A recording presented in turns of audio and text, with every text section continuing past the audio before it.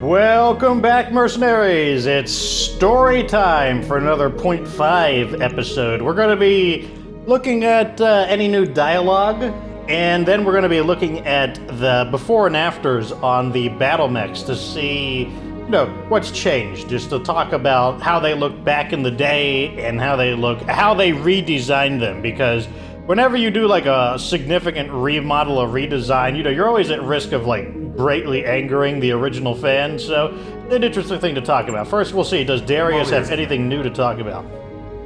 So the answer is yes. You said you knew Mastiff, that you fought by his side. I did have that privilege, yes. I didn't know him as well as you did, of course, but we were together in the trenches of the Weldry campaign, and I raised a glass with Suraju in the canteen on more than one occasion. Weldry was originally a Capellan colony world lost in the Secession Wars. It is a bleak ice planet swept constantly by howling winds and blowing snow. The original colony was largely underground, built in the sides of deep, kilometer-wide shafts that breach the ice that envelopes the world. Weldry survives on its rich mineral resources and its position as a well-connected hub world near the inner sphere. We're going to say, when you think of the old man, what jumps to your mind? Family. The old man was so proud of his family and heritage. There wasn't a drop of noble privilege in his veins, but the Montgomery name carried weight. Hard as nails since the dawn of time, his father used to tell him. Those were his family's words and personal creed, and I can personally attest to their accuracy. When we were fighting alongside the Royal Guard on the Weldry campaign, a pirate-driven Hunchback managed to flank us. Decker was piloting a Locust at the time. He was one of the Ronin pilots that I fired to make room for, the new community mech warriors. Decker was piloting a Locust at the time, and the bastard took out its left leg clean off. Yeah, well, that's what happens when a Locust runs into a Hunchback. The Locust went down hard and Decker blacked out. He was a dead man. There was nothing we could do to keep that Hunchback from putting a foot through his cockpit, and it would have if Mastiff hadn't come charging in with his Centurion. His first punch took the Hunchback's main gun clean off, which would be its shoulder cannon. He was totally matter-of-fact about it. It wasn't a desperate spear swing or a panic move. He just calmly put his fist into the pirate mech's weapon pod, grabbed it and wrenched it free of its moorings. It was like, I don't know, watching a farmer uproot a tree stump, workman-like. And all the while, we could hear the pirate over the open channel screaming and cursing as he desperately tried to fight back. The old man took that Hunchback apart, piece by piece. Imagine a veteran prizefighter locked in a cage with a snot-nosed kid. With no rules or referee in sight, he put on a clinic for everyone to see.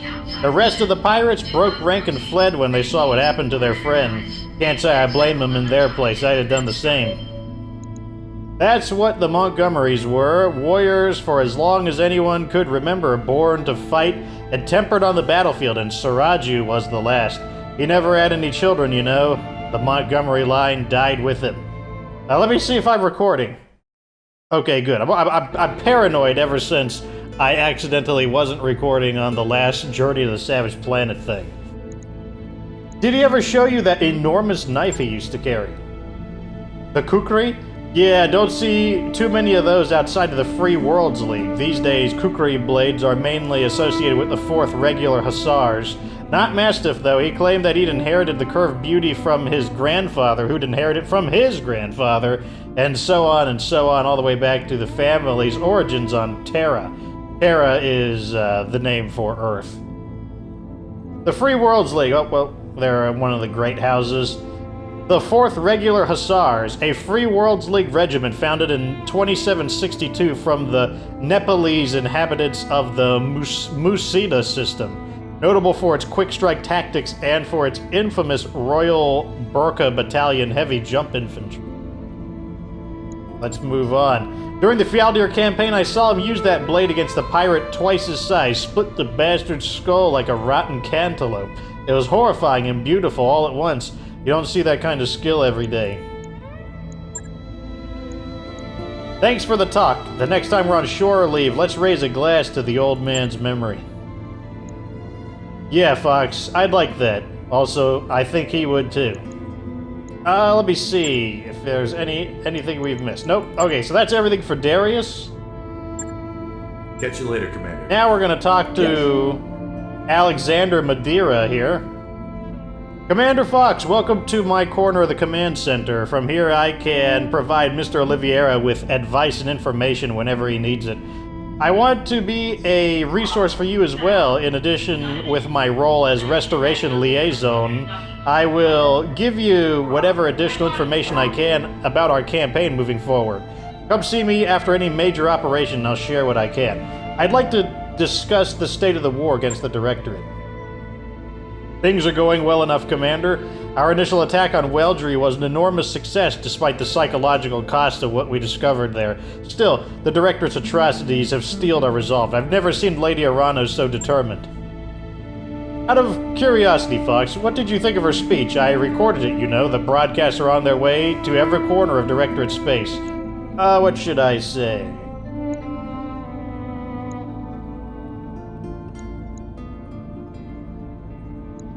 I thought it was a pretty good speech. It sounded raw, from the heart. Mastiff would have been proud. Good. That's what I was hoping to hear. The presumption of authenticity will carry us far. For what it's worth, Lady Arano meant every word she said, but the people may not see it that way. Espinosa's propaganda machine will do everything in its power to tarnish our accomplishments and drag us through the dirt. Does that mean that Alexander wrote the speech? I wouldn't be surprised since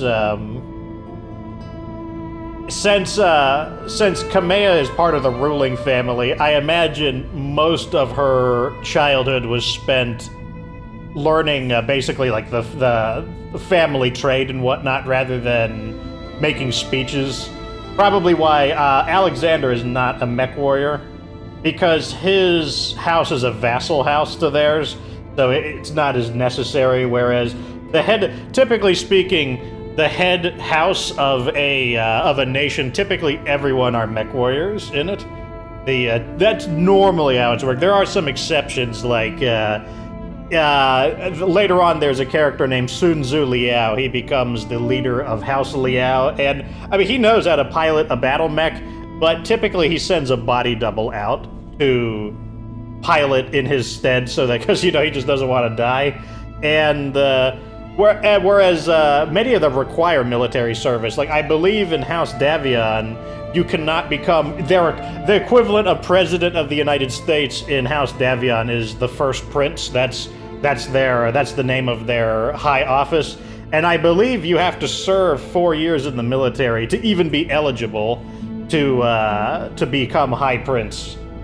So I could be wrong about that, but I'm pretty sure that's how it works, at least in the Federated Suns. For what it's worth, oh, I already read that. I could imagine the headlines now. Police and civil servants cut down by weapons of war. Dangerous convicts set loose by a traitor, endangering nobles and commoners alike. The dangerous narrative, and one that we'll have to counter at every turn. Yeah, I'm talking about propaganda war. That seems to be Alexander's thing, is politics. With luck, many of our people will believe what they heard in our broadcast over the Directorate's propaganda, but I fear that Espinosa hardline supporters will be far less eager to listen. If we fail to turn them against the Directorate, we run the risk of ongoing violence even after we liberate their home systems. That's why messages like Kamea's speech are so important. If the Directorate is using propaganda, we need our own. I got it. Wait, what about this one? Espinosa's supporters just saw the oh, no, never mind. It's the same answers to the same place. Sadly, yes, if we're going to win this war, we need to rally the Arigan people, including a percentage of Espinosa's supporters. They have to see that we're better than the Directorate, again and again, until our message is impossible to ignore. For you, that means military victories. For me, it means more broadcast spin and outreach. Public opinion is just another battlefield, and I'll be knee-deep in the trenches until the day I die.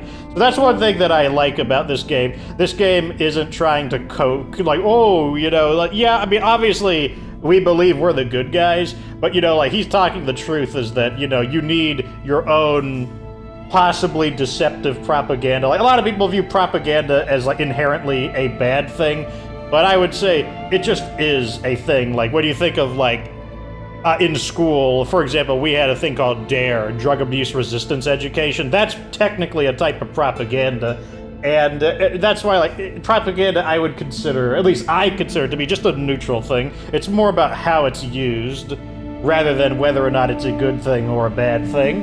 And I like that in this game they're showing that, you know, just because you're on the side of what, or at least your side believes they're the good guys, you know, they're not like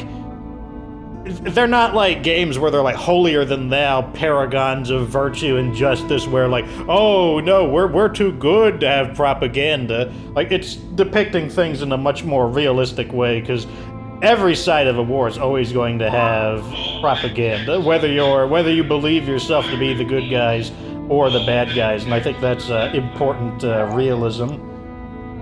You're new on the crew, tell me about yourself.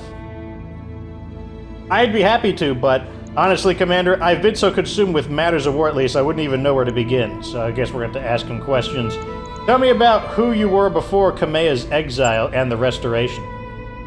A noble scion, much in the same way you were, from what I understand. As a fellow noble, I'm sure you already know more than most about my upbringing. It was a life of great privilege and even greater expectation. I spent my early years invested in academic pursuits, the study of history, mathematics, statecraft. I strove to excel at every subject, anything to avoid disappointing my mother and father. The extent to which they would come to disappoint me is a cruel irony, but it's one that I've come to accept. What expectations did you have to meet? Do you know House Madiera's motto, "Behold our splendor"? I had a familial obligation to live extravagantly and to do so within the public eye, but I also was expected to develop my intellect. My life was a 50-50 split between carousing and academic study. In truth, it felt like I was leading two lives and putting on a show in both. But I'll never complain about my upbringing. I have enjoyed advantages that most children in the periphery could only dream of. It must be hard to have your own parents betray you. Oh, it is. Nothing could be harder. When Kamea retakes her throne, there will be a reckoning. And the Directorate collaborators will be tried for their crimes. My mother and father will be at the front of that list. And as terrible as it feels to say it, they'll deserve whatever punishment they receive. I'm sorry to hear it, Lord Madiera. Let's talk about something else. Your apologies are unnecessary. By any metric you care to mention, I've lived a charmed life. The hardship of the past 3 years don't erase the lifetime of privilege I enjoyed before Espinosa's coup. It would be dishonest for me to pretend that they did. But still, I'm happy to change the subject if you wish. Tell me about Weldry. What kind of world is it? A truly beautiful one. You should travel sometime there after all of this is over and see it yourself. Imagine lush, green lowlands giving way to mile upon mile of white sand coastline. Sandy beaches kissed by warm, salty seas, and soft rain perfumed with saffron and cardamom. And that's not to mention the wildlife. Close your eyes and imagine it, Commander. Shield terns, wheeling and soaring, their brilliant plumage glittering in the sunlight. Leviathan sablefish flashing silver beneath the waves. Dolphinfish leaping, breaching the surface of the water in riotous streaks of yellow and green. Places like Weldry are special, Commander Fox. They must be preserved. This is what we're fighting for. Something unspoiled and unique, and ours. Something that reminds us of how good the periphery can be. Talk about something else. Of course, Commander Fox. What do you need? Well, that's the end of... Always a pleasure, Commander. Alexander's speech. So you could tell he's quite a bit different from the other crew. Definitely misplaced in terms of like his experiences compared to like Darius and everyone. Even Sumire, who is also a noble, she's been in the mercenary life for so long that she doesn't have the same kind of attitude that Alexander has. What can I do for you? So let's see what Yang has to say now. How are you liking the new ship? Love it. She's big old ship, Commander. This bucket can carry more tonnage than I know what to do with, and the mech bay, man. That mech bay. Do you have any idea how tough it is to refit a mech on a Leopard? Other mech techs won't even try it. You've got no room to maneuver, no room to do anything. The odds of getting killed in some horrific industrial accident go right through the roof. I guess what I'm trying to say is that I like the new ship. And I especially like the fact that it isn't my job to keep her flying anymore. I guess that puts Lady Arano in my good graces, which is rare for a wannabe empress. Lord Madiera too, hell, even Centrella. As long as they let us keep the Argo, they're all fine with me. Let's see if there's anything new. Nothing new. Okay, so that is everything new with Yang. Before we go to Farah, let's go talk to Sumire. How can I help, Commander? What do you think about the Argo? You gonna be able to fly this beast? She's, different. Piloting her won't be a problem, but I can't say I'm happy about living on a piece of lost tech. Too many question marks for my taste. That said, I get the necessity. The Leopard is just too damn small. Lost tech. Lost tech is a term referring to advanced technology from the Star League that can no longer be replicated with modern industrial base. Factories and research facilities were favorite targets in the early centuries of the Secession Wars in effort to deny weapons technology to one's enemies, but the result was an overall loss of technology for everyone. People are rather superstitious of lost tech, not because there's anything like magical about them, but because the programming language and whatnot of old weapons and their functions are not especially well understood, and sometimes, you know, you push the big red button and it doesn't always do what you think it's going to do. Also, I believe this is many years after the fall of the Star League. Eventually, technology returns and exceeds what was in the Star League, mainly because of the clans' return. When the clans return, a lot of lost tech is reintroduced and even exceeded, given that the clans had technology that beats even the Star League. Okay, anyway, as long as we're able to restrain ourselves from pushing any mysterious buttons, we should be okay. That's what I keep telling myself anyway. And life aboard the Argo should continue to improve as long as Dr. Murad brings new sections of the ship online, so we've got that to look forward to. This ship has potential, I'll give her that. Yeah, and I can't wait to see how she develops over time. Personally, I'm rooting for a day spa, but I'm easy. I'll take whatever I can get. I think that's going to be everything about her. Let's see. Yep, looks like that's everything. So, what you'll notice about Sumire is that she's very superstitious of lost tech. Anything from the Star League era worries her. Let's talk to Farah now. She should have a lot to say since she's also a brand new character. Commander Fox, let me drink some Mountain Dew real quick. All this reading.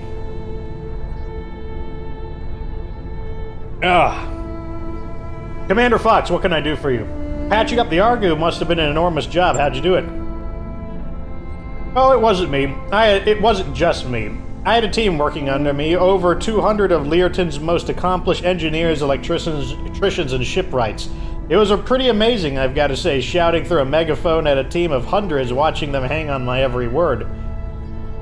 Learton, a system in the Oregon frontier. Learton was formerly a Capellan garrison world, lost after the Second Secession War.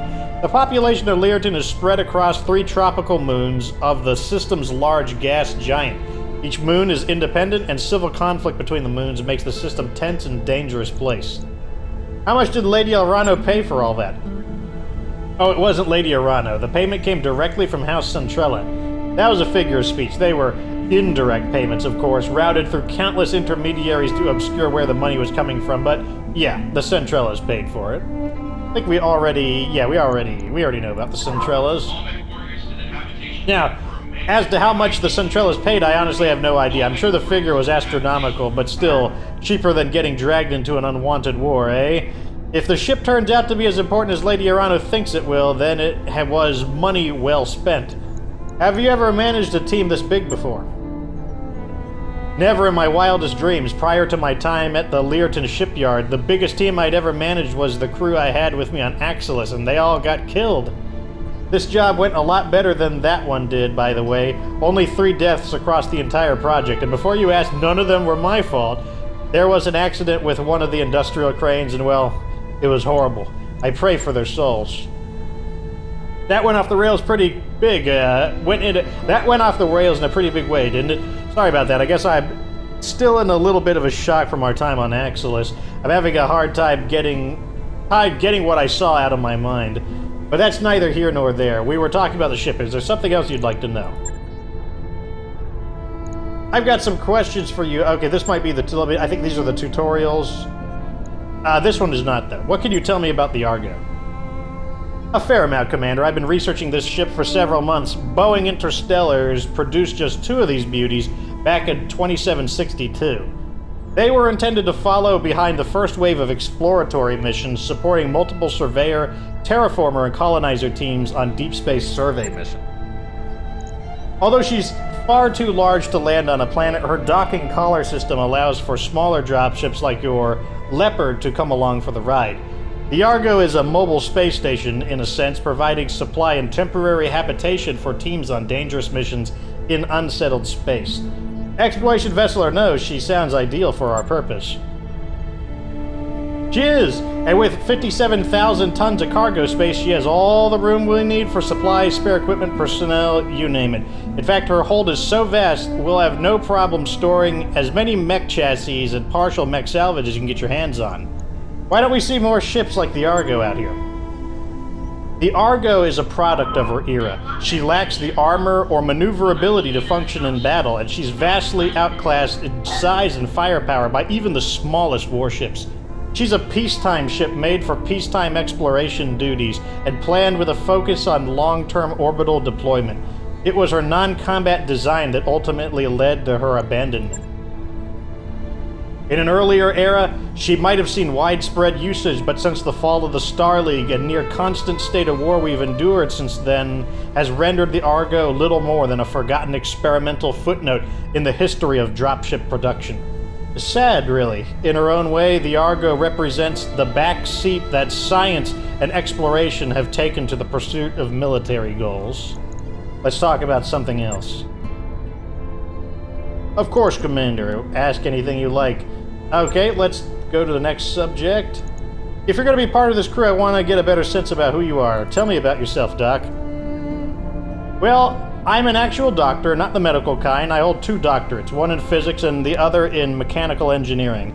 And now I'm hauling around in a lost tech wonder with a crew of merry pirates seeking my fortune. It's funny, the places life takes you. Okay, I've got the elevator pitch. Now give me the long version. Yeah, sure, if you like.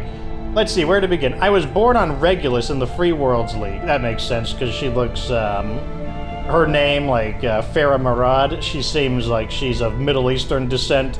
The Free Worlds League has, like I said, a lot of the great houses have heritage from Earth, and I believe the Free Worlds League is inspired by, like, places like India, Malaysia, you know, Bangladesh was originally part of India, like Pakistan, also part of Bangladesh, or India originally, but other Middle Eastern countries. So, like, that's kind of like the heritage of the Free Worlds League.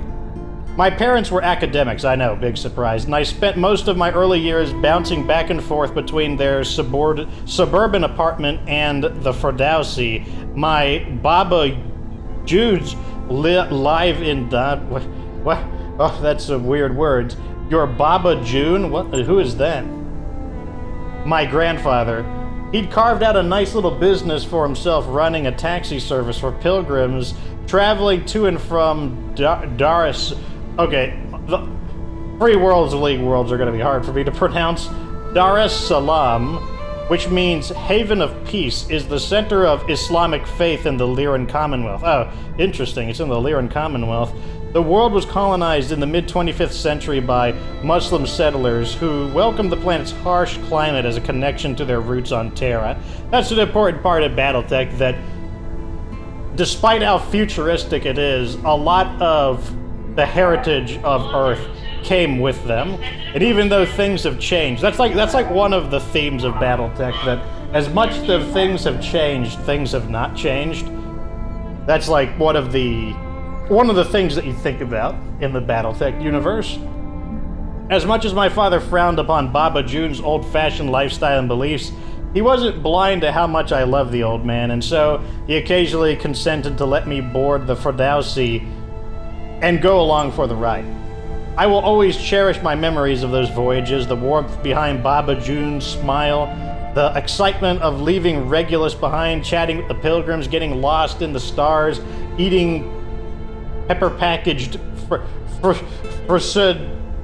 something out of a shiny tin. Those times are all crystal clear in my memories if they happened yesterday. Oh, how I'll miss that wonderful man. This may seem silly coming from a mercenary engineer, but I've come to think of my life as a way of honoring my Baba June. By carving my own path among the stars, I'm doing what I can to keep his memory alive. That sounds trite, I'm sure, but sue me. It's what I've chosen to believe. What about after you left home? Where did you study? I actually spent a little time in the Lyran Commonwealth before I pursued my studies. Long story, but suffice to say that it was its own kind of learning experience. When I did decide to get a higher education, I wound up back in the Free Worlds League. I did my undergraduate studies at the University of Atreus, and then I went to Cyan University in the Capellan Confederation to earn my doctorates. For a top 3 school as a mass screening admission process, Cyan U was surprisingly open to transfer students. Cyan University is the most prestigious institution of higher education in the Capellan Confederation. The university welcomes worthy students from across the Inner Sphere regardless of means. Its economic and political science programs are particularly well respected. Cyan University also operates an excellent officer candidate program for the Capellan Armed Forces, which is the CCAF. That doesn't surprise me. The form of government in the Capellan Confederation is socialism, and one of the things that socialism often talks about is free education. And so it is unsurprising here in the description that the university welcomes worthy students from across the Inner Sphere regardless of means, referring to money. On the other hand, the Capellan Confederation is the side that's getting its butt kicked the most. Make of that whatever you will. I will make no judgment on their form of government. Masker of this place. The great feared intelligence arm of the Capellan Confederation consists of 2 branches. The Chancellor's Hand conducts, I believe Chancellor is the name of their head of state. That's the name of their office for their sovereign. The Chancellor's Hand conducts espionage, gathers intelligence, and commits sabotage in foreign territory, while the Chancellor's Will brutally enforces national security and loyalty among the citizens. It's interesting there, the Chancellor's Hand and the Chancellor's Will. Not only does that have a kind of Ingsoc, like Orwellian, 1948 Orwellian feel, but it also has a dynastic kind of Chinese feel, so it's very appropriate names, I think, given that the Capellan Confederation is greatly influenced by their Han Chinese history. Anyway, I could go on for hours about my academic career, and you'd probably smile and nod as I rambled, but come on, I mean, is this stuff really interesting? This stuff can't be interesting for you, can it? You're a mercenary, you stomp around in a giant robot for a living. The closest I got to adventure was my dissertation defense. That's enough of your family history. Have you always wanted to be a shipboard engineer? No, not always. When I was 15, I wanted to be a statistician, a nice, quiet life alone in an ivory tower. That was what my personal dropship was going to be called. Ivory Tower. That's an interesting name. Preparing mathematical models and studying survey results. Yeah, so yeah, every girl's dream. I guess. Didn't you ever want to do anything more, I don't know, exciting? I like being a mech warrior? No, as much as I like the idea of stomping around in a giant robot, I'm not huge on the whole murdering people with lasers thing. It doesn't really square with my personal beliefs. Don't get me wrong, I'm happy to work with mech warriors. If I wasn't, I wouldn't be here. But the actual firing of weapons, no, it isn't for me. You seem pretty enthusiastic about it. Why didn't you follow through? Well, interests change. I mean, I like statistics, but it's really more of a hobby now. Is that weird? People told me that's weird. I don't know. Plotting graphs and forecasting future events calms me. It's like my own little way of using math to bring order from chaos. Besides, everybody needs a hobby. I know for a fact that Darius crochets. Not the most masculine of hobbies, Darius, but, okay. Okay, so what made you get into engineering? Uncle Heiner's Experiment World. Live-action STEM education program, edutainment programs from the Lyran Commonwealth. It started airing just after my 19th birthday. You may have seen it. It ran for 3 seasons before it was canceled. The host was a tattooed, chain-smoking nihilist who taught children the magic of chemistry. You know, making thermite with aluminum cans and a belt sander, that kind of thing. So this guy was basically like, he sounds like Bill Nye meets Rick and Morty. Yeah, I remembered. You like the guy? I married him. Long story, but the important bit is, in the 6 months before the annulment, I learned that I had a real talent with machines. When Einer blew out a power relay or took a tire iron to the bandsaw, I was the one who put it back together again. I found a great deal of peace in that, so now they're divorced. From there, it was just a matter of getting into the right schools and following my bliss, so that's what I did, and well, here I am. Turned out all right for me, all things considered. Can we discuss something work-related? Of course, Commander. I'm always happy to talk shop. Looks like that's everything. See you later. Okay, so let's go to the mech bay and let's talk about mech history. So first up, we're going to... Yep, I'm still recording. Let's take a look at the quick draw. And see what it looks like. Wow. Looks a little bit different. Oh man, let's get a close-up on this guy. Okay, the camera angle 4. They, looks a little different, doesn't he? Let's see a different picture. Oh man, I love... Oh, look at the arms! The arms are the same. Yeah, look at the arms. They still got those boxy arms with the kind of like the metal in the back that kind of looks like it acts kind of like a shield. He still has the he's got the chest. He's got the this is where one of the missile launchers would be. I wonder why they added those antennas on it. That's an interesting liberty that they took with it. Let's look at some other pictures. Wow, this is a high probably a different variant. Oh my, he's a little more high res there. Wait! There he is. He's cute. He's super silly looking. I love the old designs because they're just a when people in the 1980s looked at these designs, they were like, wow. This is what stuff in the year 2700 would look like. When we look at it today, we look, yep, this is what things in the 1980s look like. It's funny what it's a concept called retrofuturism. Let me just type that. Retrofuturism. Retrofuturism. Let's just take a look at a picture. Retrofuturism is the idea of people depicting an art style of what they believe the future to be. Like, think of like the Jetsons.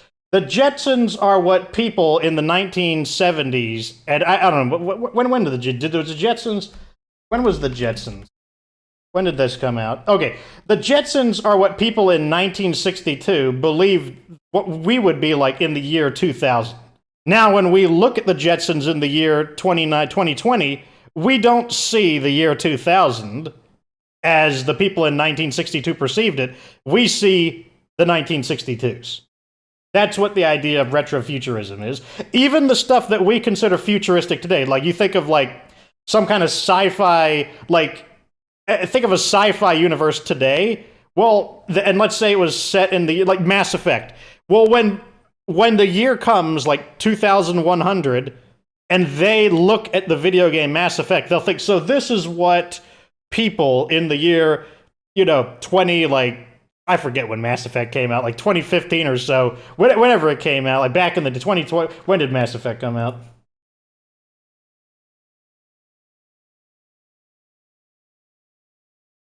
In 2000, wait, no, it was a re-release. Oh, 2007. They'll say, so this is what people in 2007 believed the future would look like.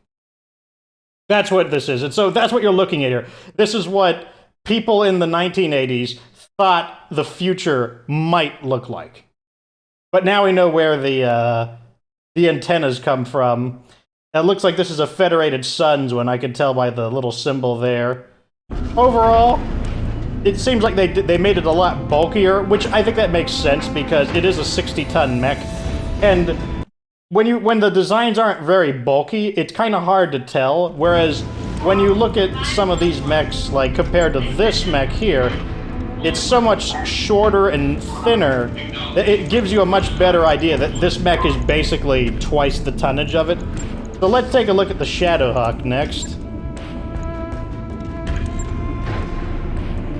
I always recognize the Shadow Hog by its head. And let's see what the original looks like. This is a fan favorite. People love the Shadow Hog. Oh, look at that. Pretty. This is not a super old picture, though. That's not old enough. That's not throwback enough for me. I want a really... oh, here we go. So this is like... I said, these are like the really throwback design. Honestly, still looks pretty similar, all things considered. It's got the boxy head. Let's kind of tilt him so he's in the same position. He's got the shoulder cannon still. And does he have this arm gun? He does, and the gun might be longer if I equipped a different weapon on him. Does he still have the... and look, he's still like... look, so they took the shoulder armor and they made it taller. They emphasized it. But overall, very similar looking.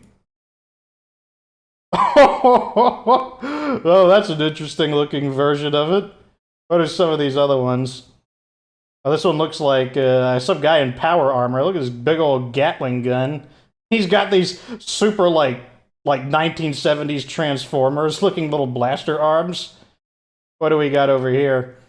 This guy's looking like Cobra Commander. Oh, we saw that one. Interesting. This is a different variant. It looks like it has a missile launcher on its shoulder instead. And here's a... oh, this is the current day one. Interesting though, yeah. Shadow Hog, big fan favorite. Like people love the Shadow Hog. In fact, I remember when I would play BattleTech games back in the day, you'd see people with a screen name like Shadow Hog. Let's see the next one. A good old Hunchback. So the Hunchback is done now, which is why the housing actually has a weapon in it. I bet this, off the top of my head, this looks a lot like the original Hunchback. Like, it doesn't look like they've changed it that much. The gun is way bigger, though. That's one thing I can say for sure. Hunchback. Yeah, like, there's a lot of similarity here. Like, one, like, it's got that really barrel-shaped torso. Now, they made it less round, a little more angular, but it still has that really barrel-head torso. You got this kind of, like, angular head with the windows on it. And the same right here, also the flat top head. It's also really tiny. Like, the head is, like, really small compared to the rest of the mech.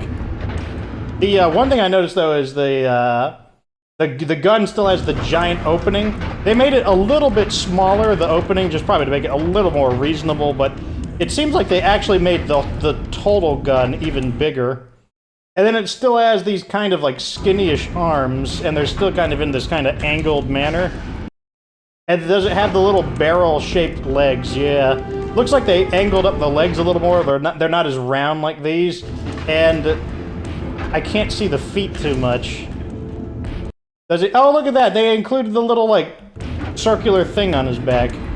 Let's see some of the other depictions. Oh man, this is straight up like danger, danger, Will Robinson. That's like some 19s, like, like that weird back in the day like music. Here is our Draconis Combine. Got the symbol right there. And he's got some pesky clan elementals shooting at him, which he appears to be just ignoring. Let's see, what else do we got here? Big old laser gun, good old Hunchback.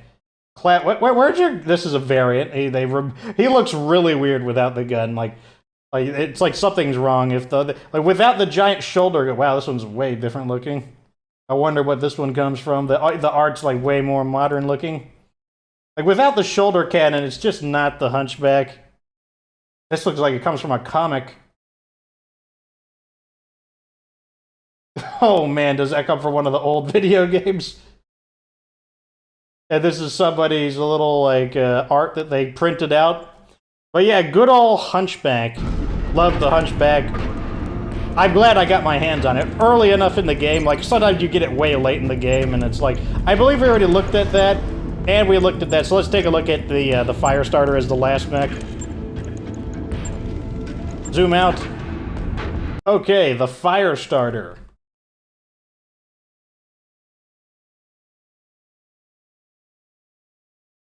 Wow, that's wait, he still has the same head shape. Look, he's got that kind of like notched visor. So they obviously took some liberties with it, but it still has that kind of like notch right there. And there's his head antenna, like in the other one. Oh, there's the tanks of fuel for his flamers, which is what the flamethrowers are called. Like right over here, here's the would-be tanks of fuel for the napalm. And he does have the gun on his chest right there. There's the gun. And then, of course, you have the weapons on his sides. Yeah, it's pretty similar looking, honestly. Obviously, a little bulkier, not quite as skinny. Let's see what we got here. Can't get a good look at him, probably from the comics again. Oh, here you can see him shooting the flamethrower. Obviously, the fire starter would be a pretty deadly mech to infantry, like just easily destroys bunkers and buildings. Oh, here we go. Look how cute he is. I love the old art start that makes him look so silly.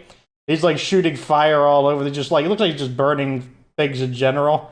This is the super. It's once again another Federated Suns battle mech. Well, yeah, he's got it. Like he's got the notch in the visor. He's got the fuel tanks. He's got the antenna. He's got the very round helmet shaped head. He's got how's the torso? Looks fairly similar. Does he have those little round things on his legs? No, they got rid of those. I mean, you can tell who it is. Like, it's got the most important elements of it, which I like. I like that they modernized him, but they didn't take so many liberties that you can't tell who it is anymore. Ah, very throwback. I love the old art. And the sillier they look, the more I like them, typically. This looks like a Mega Man villain.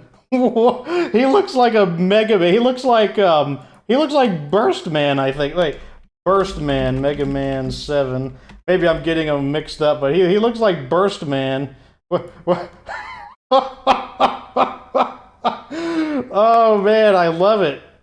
This is what it's all about. He looks like Burst Man. He's got like the arm gun. He's got the fuel tanks going in and everything. Oh man, that's great. Oh man, I love looking at this old art. It's so good. They should have skins. I would pay money for skins that make them look like that make them look like the originals. I would use them. I'm not joking. I would use them. Oh man, that's good. Well, we took a look at everything. That's going to be the end of story time.